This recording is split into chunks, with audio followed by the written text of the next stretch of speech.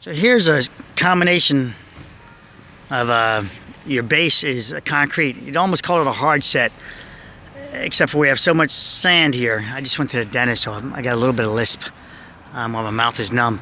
There's your existing handicap ramp there and there for the cross sidewalks and driveway.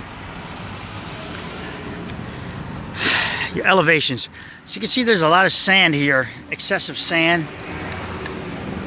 When I say excessive, my mouth, I'm lisping. It's working. There's nowhere for the sand to go, so that's why this works. Typically the sand would have migrated down and it would have not stayed at elevation.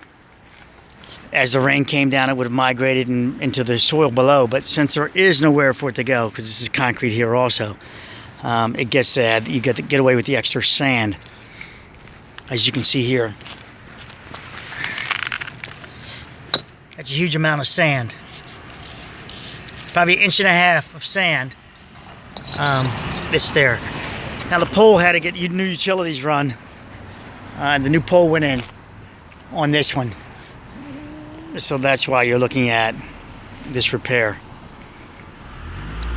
And there you go. And there's the other change of direction also. I just thought I'd share that with you. Take care.